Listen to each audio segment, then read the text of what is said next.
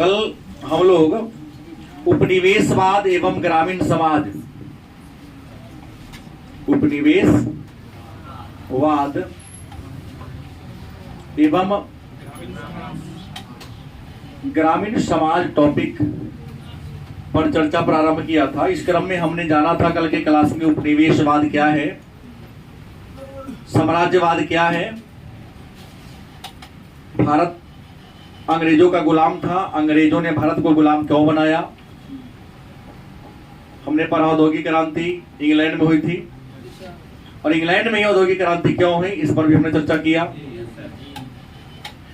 अंग्रेजों ने इंडिया को गुलाम बनाया, गुलाम बनाने के पीछे रीजन क्या था, वजह क्या था, इन सारे कारणों को हम लोगों ने पढ़ा था। आज की क्लास में हम सबसे पहले चर्चा करेंगे पलासी का युद्ध। पलासी का ये युद्ध 1757 ईस्वी में हुआ था और यह युद्ध बंगाल के नवाब सिराजुद्दौला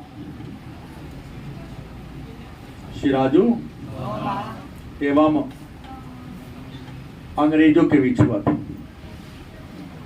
किसके बीच? इस समय अंग्रेजी सेना का नेतृत्व जो सेनापति किए थे रॉबर्ट क्लाइव थे। कौन थे? Robert Clive.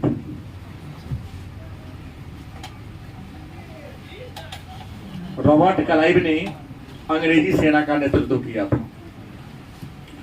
अब ये जानना है कि पलासी का युद्ध क्यों हुआ, तो सबसे पहले बता दो कि जो पलासी जगह है वो पश्चिम बंगाल में। कहां है? और कर्मनाशा नदी के किनारे। क्यों प्रेमेंदु? कर्मनाशा नदी के किनारे ये लड़ाई हुआ क्यों? तो कल मैं बता दूं कि हमने चर्चा किया था औरंगजेब जो मुगल वंश के अंतिम महान राजा थे, उनके मरने के बाद मुगल साम्राज्य का विघटन प्रारंभ हो गया। विघटन के कई सारे रीजन हैं, कई सारे वजह हैं, लेकिन आप ये जानो विघटन प्रारंभ हो गया और मुगल साम्राज्य के विघटन के विखंडन पर अनेक छोटे छोटे क्षेत्रीय राज्य का प्रादुर्भाव हुआ। अनेक छोटे छोटे क्षेत्रीय राज्य बन गए। उन क्षेत्रीय राज्य में हम एक राज्य नाम लेते हैं बंगाल का। किसका? बंगाल भी एक राज्य बना था और ये जो बंगाल राज्य था बहुत बड़ा था। आज का बिहार, आज का झारखंड, आज का ओडिशा, आज का पश्चिम बंगाल और आज का पूरी बांग्लादेश, ये सारा मिलाकर एक ही राज्य था। उसका नाम क्या था? बंगाल। गलत है? सही। बंगाल राज्य जहां का गवर्नर, जहां का जो बंगाल के राजा को नवाब कहा जाता था। क्या कहा जाता था? अंग्रेजों के काल में बंगाल के राजा को नवाब कहा जाता था। बंगाल के नवाब थे जिनका नाम था अलीवर्दी खान। कौन था? अलीवर्दी खान। हाँ? क्या बोले हैं? अलीवर्दी खान यहाँ के क्या थे? नवाब थे। मतलब क्या थे? राजा थे। अंग्रेजों का आगमन इंडिया में मैंने कल की क्लास में कहा 1608 में हो गया था। गलत? सही। अंग्रेज इंडिया में आए तो सबसे पहले अपना व्यापार केंद्र सूरत में खोला। अंग्रेजों के इंडिया में आगमन का एकमात्र उद्देश्य था क्या करना? व्यापार करना, साम्राज्य विस्तार करना नहीं था। लेकिन कल हमने बताया था कि भारत के लोगों में कुछ कमियां थी, कुछ बुराइयां थी। उस बुराई को भांप लिया कौन? और वह कमी क्या थी कि लोगों में एकता का अभाव था, लोगों में प्रेम और भाईचारा नहीं थी, स्वार्थ परायणता बहुत ज्यादा था। हमने कहा था कि तुम विरोध तब करोगे जब तुम्हें किसी बात की क्षति होगी, दूसरे के क्षति पर नहीं। देखिए ना, है किसी कोई बेचारा घायल होकर रोड के किनारे पड़ा है, वीडियो बनाता है, वायरल करता है कि हाँ ये घटना घटी। ऐसी जानवरता आज के मानवों में प्रवेश कर गई। मानवता में कि जानवरता कही इसको। तो सूरत में व्यापार खोला, धीरे धीरे यहाँ की कमी को जान गया, और कमी को जानने के बाद जब अलीवर्दी खान क्या होते हैं, मर जाते हैं, तो अलीवर्दी खान के मरने के बाद इनका अपना कोई बेटा उठा नहीं था।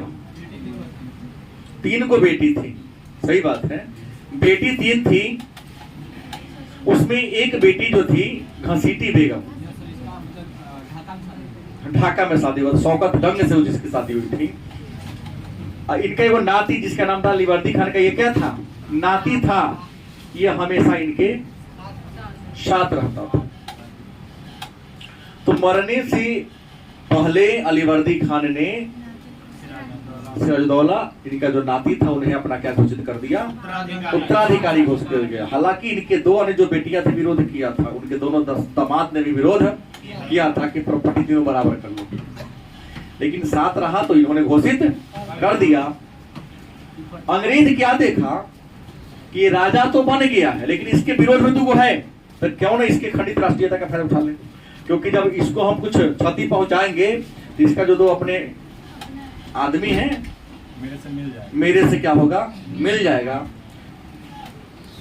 यही कहानी हुई कि उन दोनों ने अंग्रेजों का कुछ सह दिया था, हटाओ हमको बना देना, लेकिन ऐसा हुआ नहीं।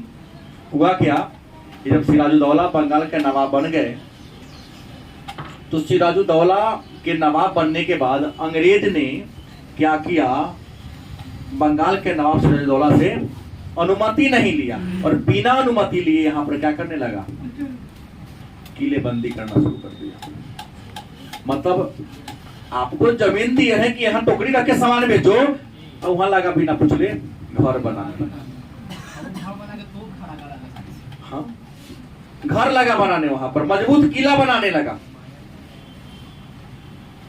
बात की जानकारी सिराजुद्दौला को मिली, गलत सही, सिराजुद्दौला संदेश भेजवाया अंग्रेजों को कि तुम क्या करो, ऐसा नहीं करो, किला को रोक दो, लेकिन फिर भी वो माना नहीं माना, क्योंकि 2 गो देकर जो मौसेरा भाई सब था इसके साथ अंग्रेज से मिला हुआ था, अरे उसके औकात में जाता कुछ नहीं बिगाड़ पाएगा, कमजोर राजा है वो। बनाने लगा, राजा को क्रोध आई, सेना को लेकर गया, अब पूरा किला को ढहा दिया, तोड़वा दिया। बहुत सारे अंग्रेज को मारपीट किया, घायल हुआ। अनेक सारे अंग्रेज तो भाग गए पश्चिम बंगला, यहाँ बंगाल की खाड़ी में टापू है फुल्टा नामक टापू पर जाकर शरण ले लिया, रहने लगा। बात बुझ गए। लेकिन मैं आपको बता दूं, लगभग 146 को, कितना, अंग्रेज पकड़ा गया। लगभग 146 को अंग्रेज क्या होता है, पकड़ा गया। विद्वान लिखते हैं कि सिराजुद्दौला उन 146 अंग्रेजों को पकड़ के लाया। एक 9x11 के कमरा था, जून का महीना था, नहीं जो जून का महीना था, 20 या 22 जो भी हो, इस कमरा में 146 को नागरिकों बंद कर दिया। 146। राजा क्रोध में था कि मेरे अनुमति के बिना मेरे राज्य में गड़बड़ी किया क्यों भाई तुम। 146 को जैसे ही बंद किया, कल होकर गेट खोलने की बात हुई, तो जैसे ही कल गेट खुली तो पता चला 146 में 123 गायब है, जिंदा गायब है, 23 को है। इतिहास में इस घटना को हम काल कोठरी की घटना कहते हैं।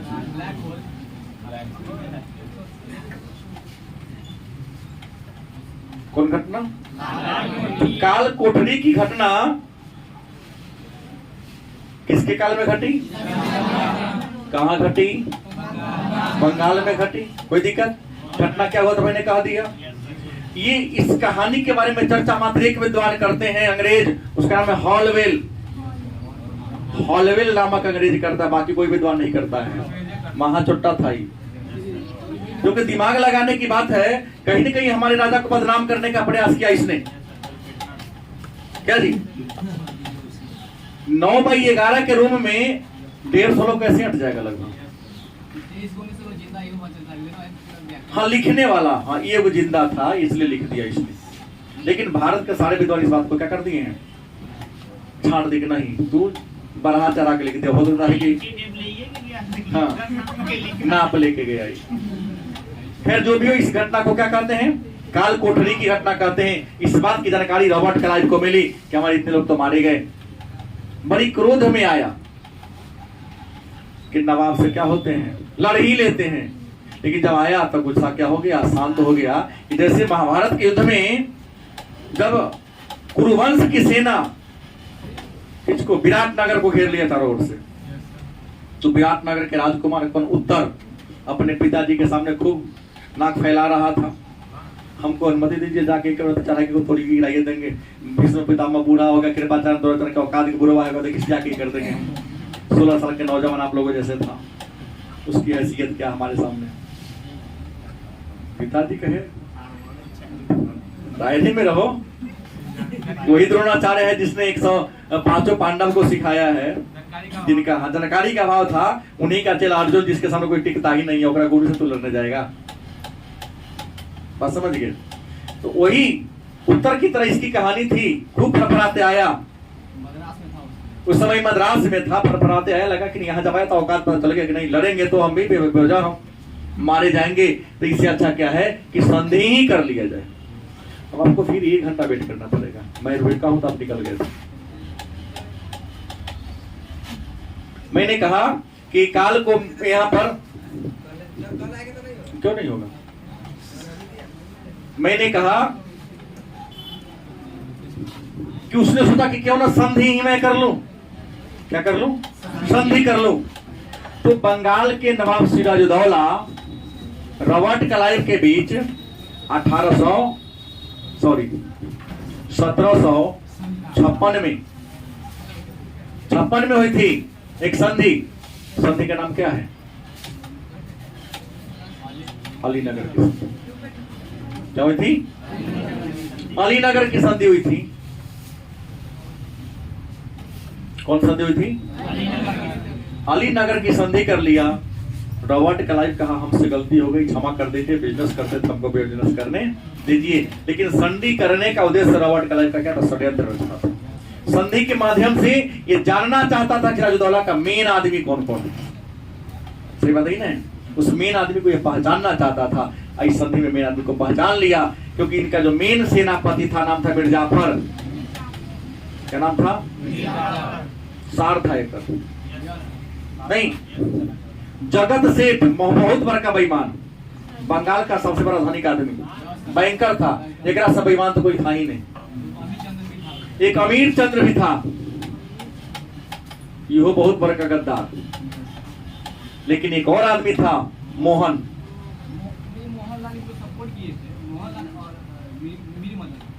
मीर मदान मोहनलाल तो ईमानदार आदमी था। एक था मोहन और एक मीर मदान। ये पांचों पहचान लिया कि सिराजुद्दौला के पांचों के आदमी हैं, मेन आदमी हैं। तो क्यों ना आगे मंदिर, क्यों ना इन पांचों को सेट करके अपना दायरा बने ना होता है कि मिला लिया जाए अपना हिसाब किताब में और सफाया कर दिया जाए। और संधि के बाद रॉबर्ट क्लाइव बारी बारी से सबसे मिला, घर जाकर नाश्ता पानी चाय पिया। मिर्जाफर दोस्त में ना, मिर्जाफर से पूछ गया कि आप में तो जबरदस्त काबिलियत है, अरे आपको तो बंगाल का नवाब होना चाहिए, आप तो केना सेनापति वर्ग रखे हुए। ससुंदर के मुंह पर चमेली के तेल वाली कहानी। तब खुश हो गया, मौका ही नहीं मिलता है, कोनो काम के राजा तो है नहीं, हमारे बल पर कुलता है, तो आपको हम बना देंगे, साथ मर दीजिए ना। बुझ गया बेईमान है। ईमानदार से डरना चाहिए। ईमानदार जो हो ना, उससे डरने की जरूरत है। अगर बेईमान हो, उसे डरने की जरूरत नहीं है, क्योंकि उसकी औकात होगी 1 रुपया से 1 करोड़ तक में बिक सकता है। बेईमान से डरने के लिए कितना बड़ा पदाधिकारी क्यों ना हो, बिकेगा भाई। वो एक उचित मूल्य लगाने की जरूरत है। जगत से तो ये दोनों बहुत बड़ा पैसा वाला था। इनसे मिला, कहा कि अगर आपको मौका मिले तो यहाँ का बैंकर बनिएगा। तो हाँ, साथ दीजिए, बैंकर बना देंगे। इन दोनों से क्या बात करने का प्रयास किया, तलवारें निकाला, बोल गए खुद राष्ट्रभक्त है, देश के प्रति गर्दन का वादा है, लेकिन हमारा से मिलेगा नहीं। लेकिन देखा मेन को तो मिला लिए, दो के औकात क्या है, तीन को तो मिल गया ना। अंग्रेजों ने मिर्जाफर को कहा कि तू मेरा साथ दो, मैं तुम्हें बंगाल का नवाब बना दूंगा। इन दोनों को कहा कि मैं तुम्हें यहाँ का बैंकर, बड़ौदा का पूरे बैंक के मालिक बना दूंगा। हम तो पहले ही बोल दिया, हमने बहुत पहले कह दिया कि इनका जो दो अन्य मौसा थे अंग्रेजों के साथ में थे। जब तक अपना लोग दुश्मन के साथ न हो तुम्हें कोई हरा नहीं सकता। डरने की जरूरत विभीषण से, जो अपने घर में रहकर घर का नहीं तो घर का भेदी लंका ढाई। अब सवाल है कि मिर्जाफर, पंखा बंद कर दो, मिर्जाफर जगत सेठ और इनकी सहायता से जुलाई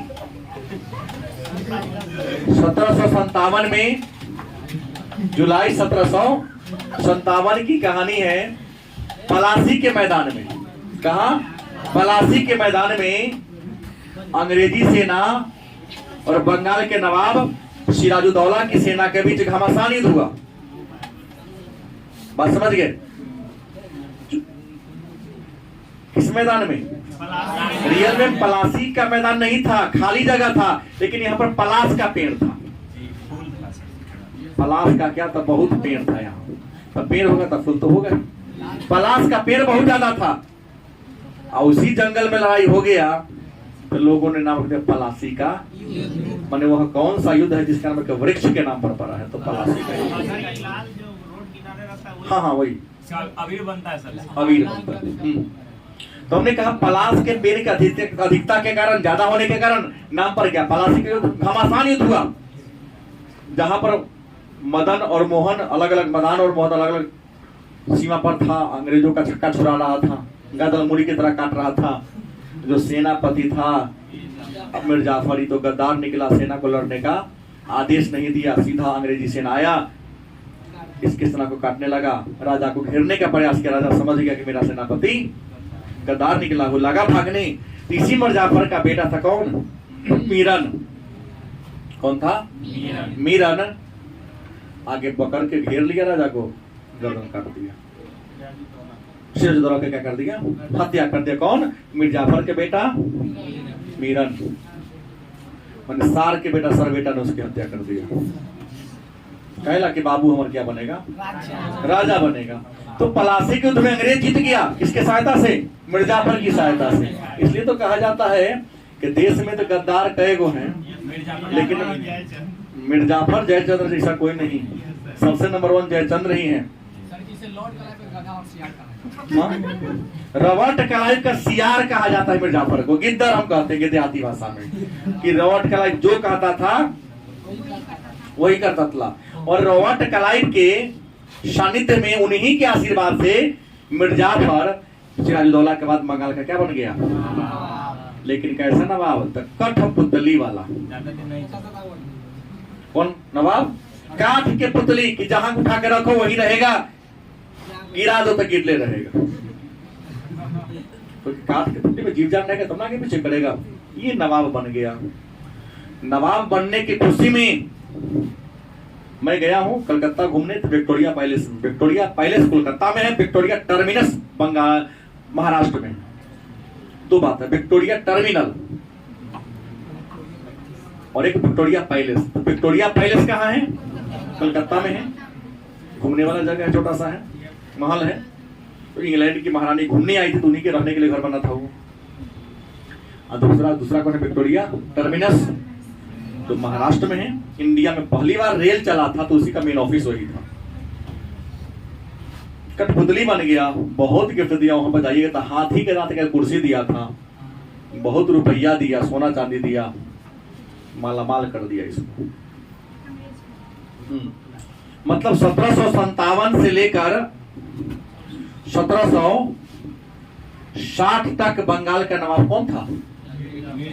मिर्जाफर। कौन था? मिर्जाफर था। इस समय बंगाल की राजधानी कहाँ थी? मुर्शिदाबाद।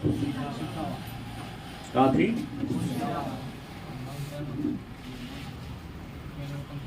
अब अंग्रेजों को लगा कि मिर्जाफर के पल में भेवा हुआ नहीं है और रॉबर्ट क्लाइव का अपना टाइम पूर्ण चुका था कि गवर्नर का कार्यकाल कई वर्षों का होता था? 5 साल का। भी हमको तब यहाँ से क्या करना पड़ेगा?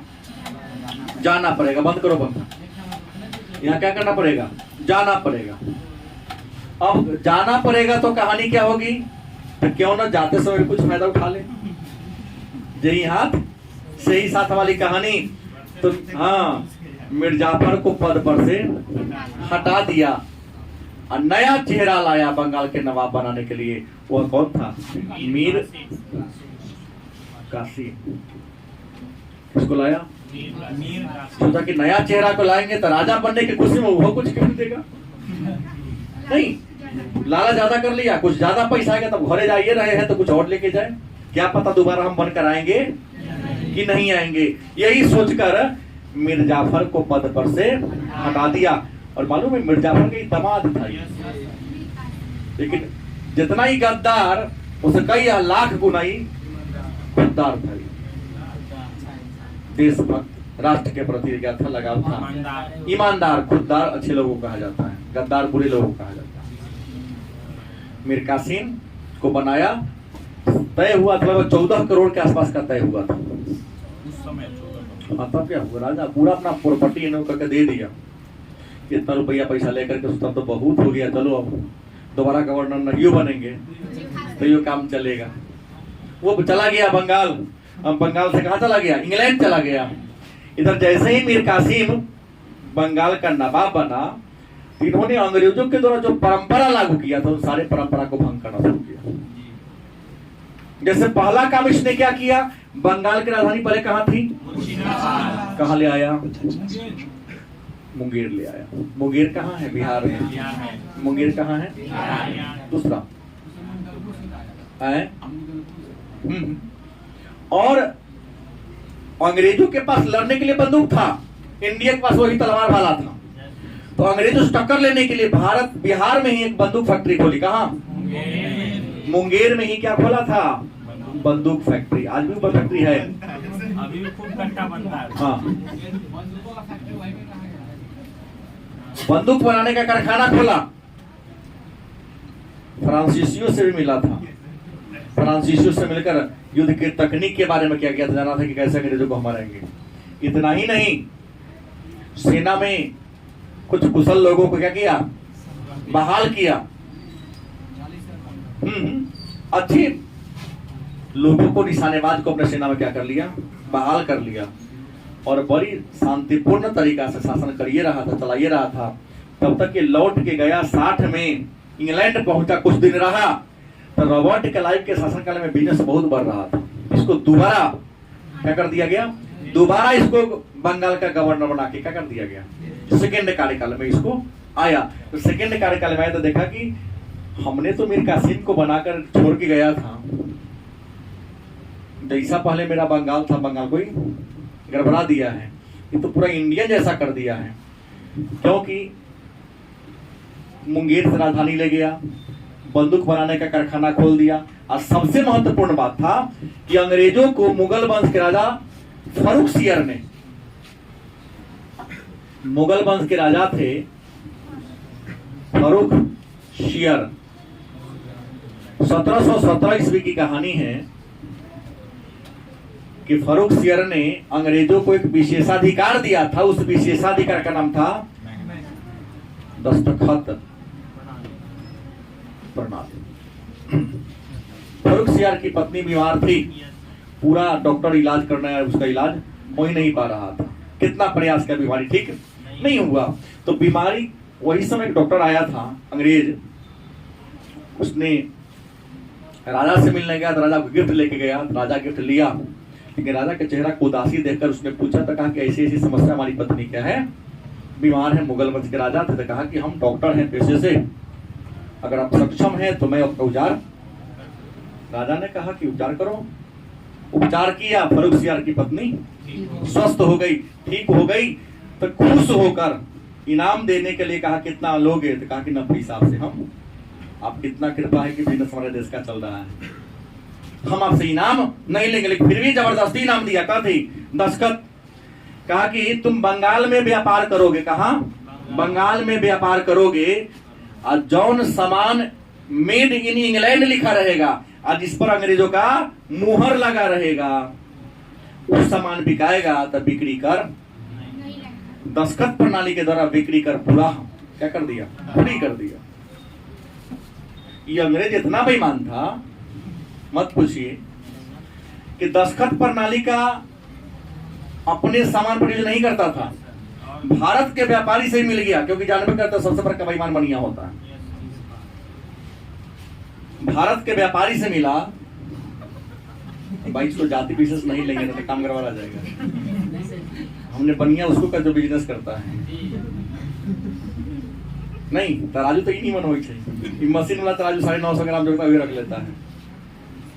हमने कहा कि दस्तखत प्रणाली में इंडियन बिजनेसमैन से मिला, इंडियन व्यापारी से मिला, उससे कहा कि तुमको प्रतिदिन कितना रुपया देना और टैक्स के रूप में, तो कहा 100 रुपया। कितना देना पड़ता है? तो उसने कहा कि तुम हमको मात्र 25 रुपया दो। कई रुपया?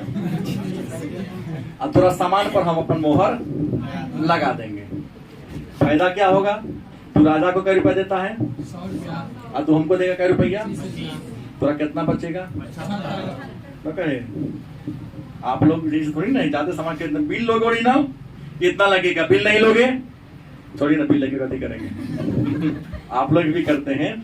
वही इंडियन व्यापारी के सामान पर भी अंग्रेज अपन मोहर लगा देता था और अंग्रेजों का माल बताकर टैक्स का चोरी करता था। मतलब दस्तखत प्रणाली का क्या हो गया? मिसयूज किया। इस बात की जानकारी किसको मिल गई थी? मीर कासिम को। इसने मुंगेर राजधानी बना लिया, फैक्ट्री प्रणाली, बंदूक फैक्ट्री खोल लिया। और दस्तखत प्रणाली जो केवल अंग्रेजों को प्राप्त था, पूरे इंडियन को फ्री कर दिया कि भारत का, बंगाल का कोई भी व्यापारी, मतलब समझिए ना कि बिक्री करे खत्म कर दिया। बिक्री कर, गलती से व्यापार कर क्या कर दे, खत्म कर दिया। अब देखिए जो 25% अंग्रेज को मिलता था, वो मिलना क्या हो गया? अब इंडियन व्यापारी कहा कि जब हमारा राजा हमसे ले ही नहीं रहा, तुम सब क्यों लिखवाए अंग्रेज माल? को हटा दिया। रॉबर्ट क्लाइव यहां से पुनः लौट के आया इंडिया में, देखा कि बड़ा चेंजिंग किया, तो क्यों नहीं इसी को चेंज कर दिया जाए? नहीं, जिस जो चेंज कर रहा है उसी को चेंज कर दिया जाए। और पुनः बंगाल के नवाब के पद पर से मीर कासिम को डिलीट किया और अपने सीआर को बैठाया। किसको? मीर जाफर को। ससुर को बैठा दिया। वो अपना गिद्दर है, जब कहते तो हुआ हुआ करता है, जब कहते तो शांत रह जाता है, कुछ विरोध नहीं करता। ये तो विरोध में बोल रहा है। मैंने कहा कि मीर जाफर को पुनः गद्दी पर बैठा लिया। इस मीर कासिम की अगर हम बात करते हैं, मीर कासिम की अगर बात कर ले तो काफी क्रोध आया इसे, नहीं बहुत गुस्सा आया कि हमको हटा दे, उसको बैठा दे, क्योंकि अंग्रेज को गद्दार अच्छा है। इस प्रतिशोध का बदला लेना चाहा इसने, और प्रतिशोध का बदला लेने के लिए इन्होंने भारत के राजा, क्या नाम था? शाह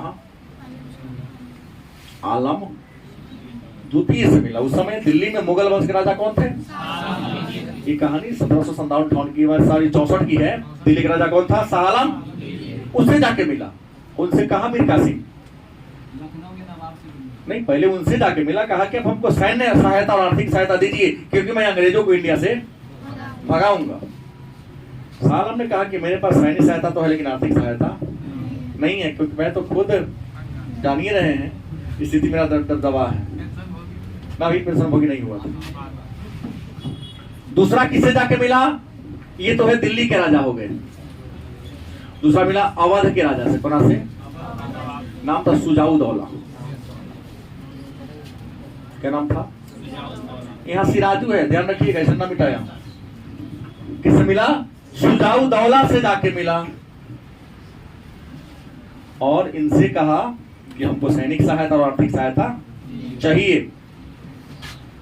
सुजाऊ दौला ने कहा कि हम सैनिक सहायता भी देंगे, बहुत धनी पैसा वाला था, और जितना पैसा खर्चा होगा हम देंगे, लेकिन अंग्रेज मुक्त भारत होना, बंगाल होना चाहिए। तो मीर कासिम के पास भी अपनी कुछ सेना थी, शाह आलम का सेना इसको मिला, शुजाउद्दौला का इसे सेना मिला, तो तीन राजाओं का क्या बन गया, एक संयुक्त सेना। कौन सेना? और संयुक्त सेना का सेनापति कौन बना? एक और कौन था? और अनेक का सेनापति रॉबर्ट क्लाइव या नहीं था, मुनरो था। कौन था? 1764 की कहानी है, बिहार के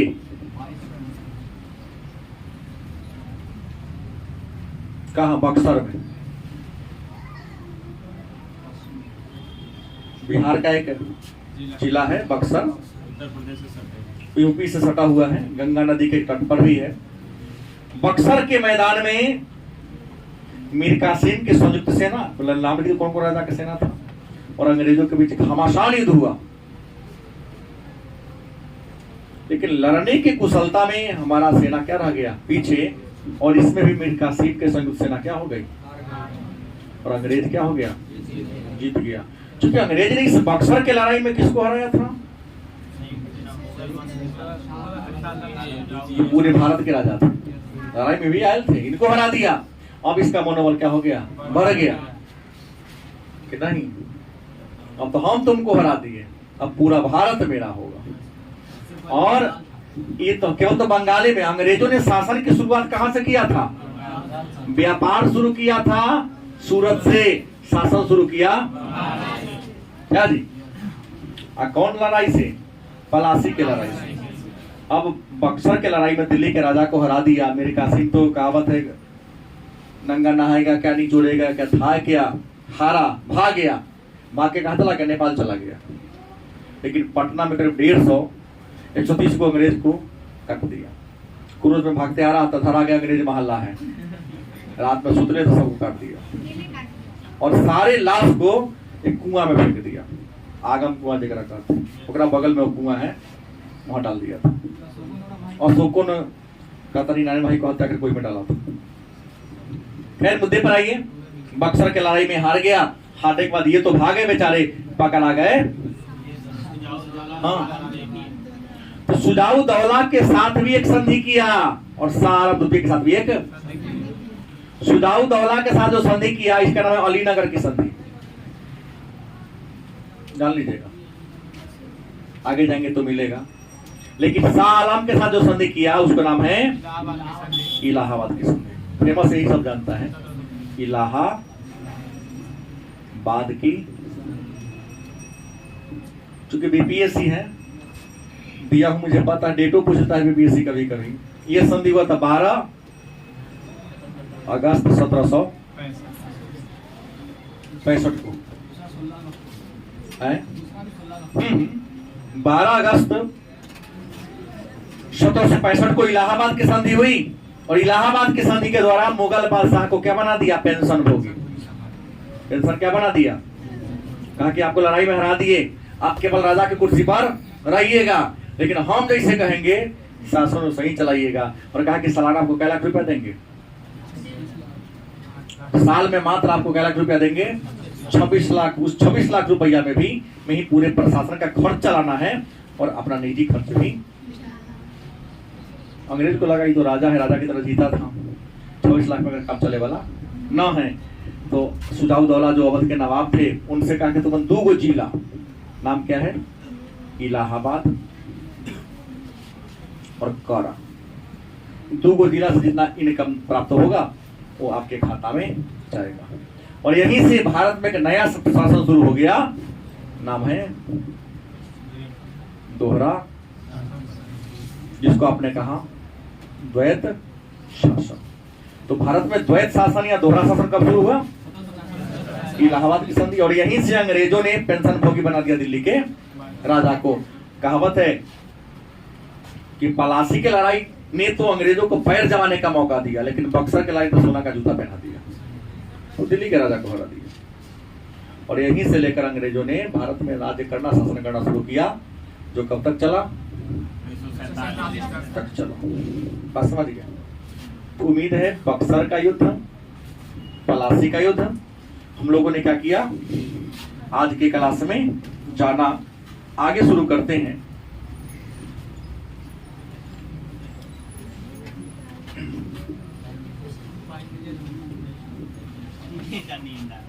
सोने दीजिए उसको, अच्छा सोता है वो। अब सवाल है कि उपनिवेशवाद का ग्रामीण समाज पर प्रभाव क्या पड़ा। एक मन में एक बात आएगा कि अंग्रेजों ने इंडिया पर राज किया, शासन किया, तो इंडिया के समाज पर अंग्रेजों के शासन का इफेक्ट क्या पड़ा, प्रभाव क्या पड़ा। तो अंग्रेजों के शासन का सबसे पहला प्रभाव पड़ा, कृषि की हानि हुई। क्या हुई? कृषि की हानि। आज जब कृषि की हानि होगी तो किसान क्या हो जाएगा? निर्धन हो जाएगा। गलत सही? कृषि की क्या हुई? हानि हो गई और किसान क्या हो गया? अब कहोगे आप कि सर कृषि को हानि कैसे हुआ? तो इलाहाबाद की संधि के द्वारा अंग्रेज बंगाल का क्या बन गया? दीवान बन गया। क्या बन गया? कहोगे दीवान किसे कहते हैं? तो दीवान कहते हैं राजस्व संग्रह करने वाला। क्या करने वाला? राजस्व। भूमि के टैक्स को राजस्व कहते हैं या लगान कहते हैं। तो लगान वसूलने का पावर मिल गया इलाहाबाद की संधि के द्वारा। किसको? कौन कौन राज्य के? तो Bengal, Bihar and Odisha. Most VVI प्रश्न है कि किस संधि के द्वारा अंग्रेजों को बंगाल, बिहार और ओडिशा का दीवानी अधिकार मतलब राजस्व संग्रह करने का अधिकार मिल गया? इलाहाबाद की संधि। गलत कि सही? तो कृषि को हानि काहे हो गई? तो कृषि को हानि इसलिए हो गई कि अंग्रेजों ने अपने शासन काल में कृषि के लगान कहो तब या भू राजस्व कहे तब लगान संग्रह करने के 3 तरीका अपनाया था। अंग्रेजों ने कृषि को हानि इसलिए हुआ, किसान इसलिए निर्धन हो गया कि भारत में एक देश था लेकिन अंग्रेजों के शासन काल में टैक्स अनेक था। अलग अलग क्षेत्र के किसानों से, अलग अलग क्षेत्र के जमींदारों से अलग अलग तरीका से क्या लेता था? टैक्स लेता था। जैसे पहला मैं बता दूं, एक था अस्थाई बंदोबस्त। अस्थाई बंदोबस्त।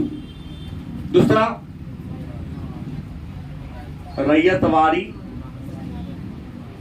बंदोबस्त। तीसरा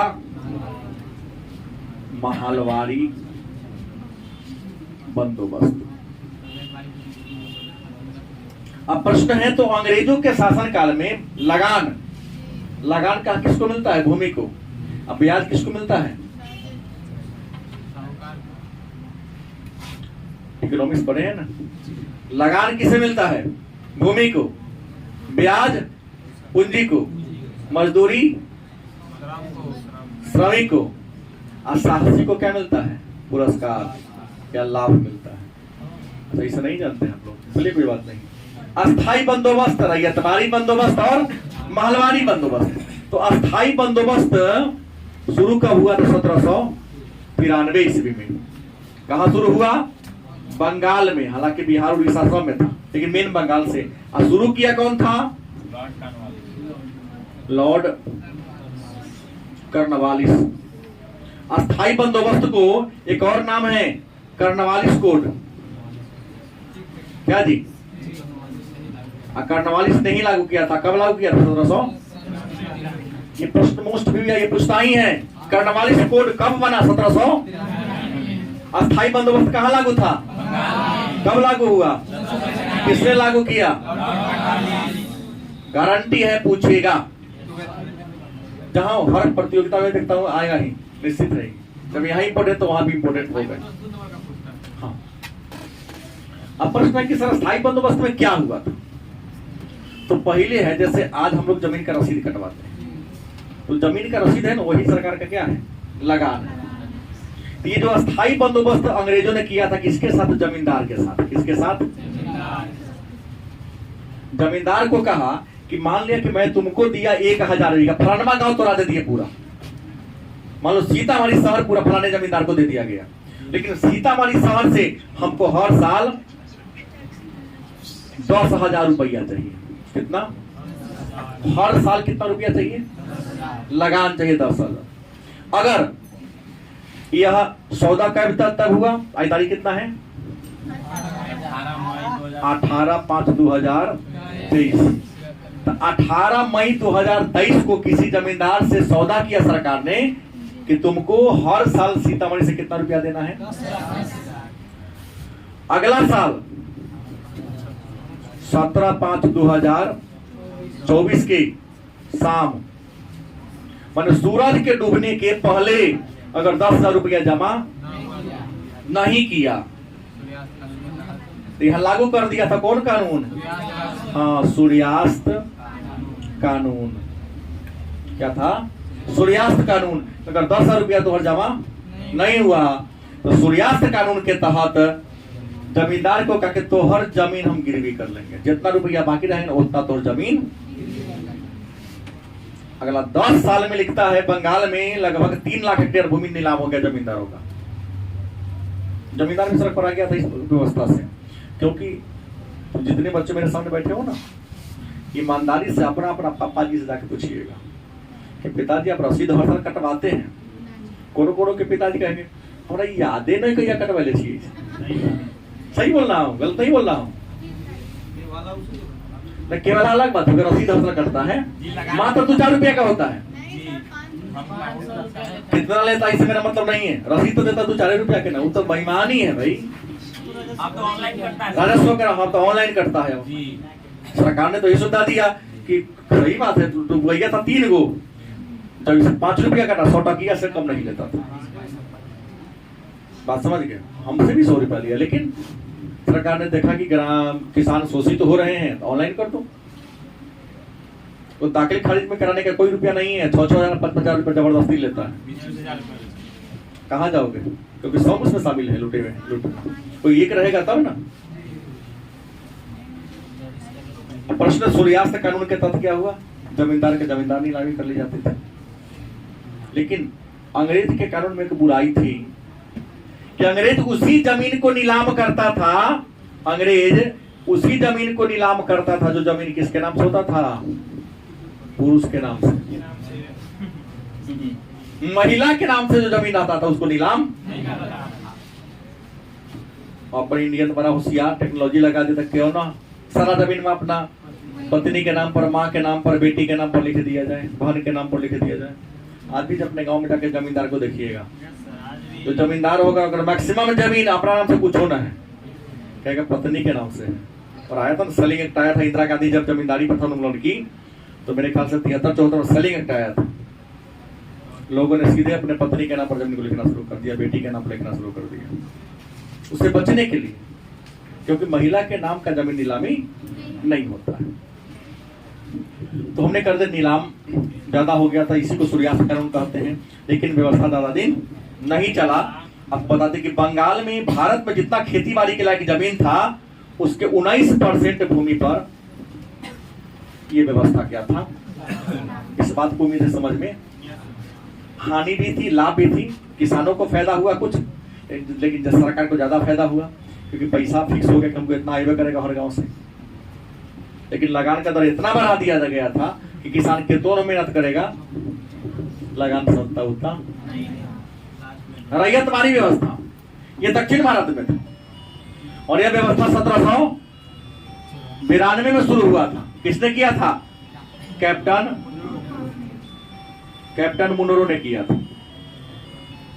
रैयत का मतलब होता है किसान। रैयत का मतलब क्या होता है? अंग्रेज के पास जान गया कि अस्थायी बंदोबस्त के कारण बहुत सारे किसान विद्रोह कर रहे हैं। क्योंकि रीजन क्या था कि ऊपर राजा होता था, बीच में जमींदार होता था, नीचे कौन होता था? जमीन किसका? राजा किसको देता था? हाँ, जमींदार किससे खेती करवाता था? राजा ने कह दिया था जितना तुम टैक्स वसूलोगे उसका 1/11 हिस्सा अपने पास रख लेना, 1/10 हिस्सा। और कितना हिस्सा? 11 में ठीक लिखा, और 1/1 का हिस्सा गलती में लिख रहा हूँ, मैंने 1/11 हिस्सा अपने पास रख लेना, बाकी हमको पहुंचा देना। हाँ 10/11 हिस्सा, सही बात है, मेरे पास क्या कर देना, पहुंचा देना। मैंने 11 मन में 1 मन तोहर, 10 मन मेरा।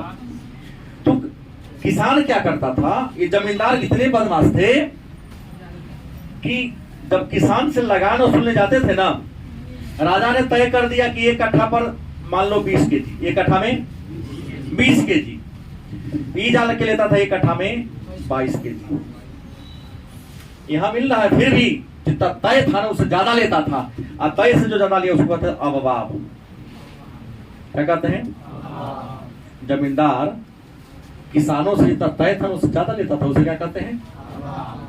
कुछ राजा किसान जमींदार धनिक थे, सेना रहता था, नहीं देने पर घर में आग लगा देना, मवेशी को खोल लेना, मारपीट करना, गाली गलौज करना, ये आम बात थी सबके लिए। लोग डर से देता था। इस बात की जानकारी सरकार को हो गई कि लूटता ये है और किसान हमारे प्रति विद्रोह करता है, तो चलो डिलीट कर दो इसको यहां से,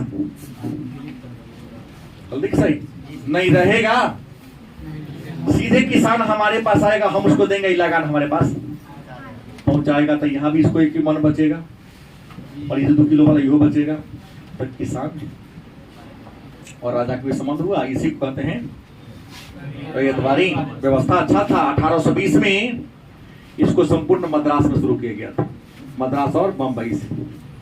व्यवस्था सबसे पहले मद्रास के 12 महल जिला में लागू हुआ, लेकिन 1820 में संपूर्ण मद्रास बंबई सब में क्या कर दिया गया। और आज हमारे भारत में यही व्यवस्था है, क्योंकि हम सब बिहार सरकार की क्या है, रैयत है। रियल में जमीन सरकार का है, मेरा जमीन मतलब को सरकार ने जोतने कोड़ने के लिए दिया है। हाँ सरकार लेकिन लेगी तो हमको उतना पैसा। महलवारी व्यवस्था ये यूपी और एमपी में था। पहले उत्तर प्रदेश को संयुक्त प्रांत कहा जाता था, मध्य प्रदेश को मध्य प्रांत कहा जाता था। उत्तर प्रदेश को पहले संयुक्त प्रांत और मध्य प्रदेश को मध्य प्रांत कहा जाता था। तो यहाँ एक नई व्यवस्था लागू किया, महलवारी व्यवस्था। और महलवारी व्यवस्था कौन शुरू किया था? लॉर्ड वेलेस्ली ने शुरू किया था। किसने? लॉर्ड वेलेस्ली ने। कोई दिक्कत? यहाँ पूरे गांव को क्या नाम दे दिया? महाल। गांव का नाम क्या दिया? हर गांव में अपने एजेंट बहाल कर दिया, जो गांव के धनिक था। गांव के लोगों को कह दिया, उस धनिक आदमी को कह दिया कि जितना गांव में किसान है ना, सब जमीन जोतेगा, और ध्यान हो तब, चाहे गेहूं हो तब, आपके दरवाजा पर लाके क्या करेगा? रखिएगा। हमारा आदमी आएगा आपके दरवाजे पर से, आपको कहीं जाने की भी जरूरत। तो पूरे गांव को महाल में बांट दिया और सामूहिक रूप से लगान तय कर दिया गया। कहा गया जो जितना जमीन जोतता है उसके हिसाब से लगान जमा करेगा, ताकि सरकार का यहाँ कर्मचारियों बच गया, आए वो गांव में वफादारवादी पैदा हो गया। गलत सही? अब इसी समय कुछ और घटना घटी, जैसे संथाल विद्रोह या दक्कन दंगा, चर्चा कल की क्लास।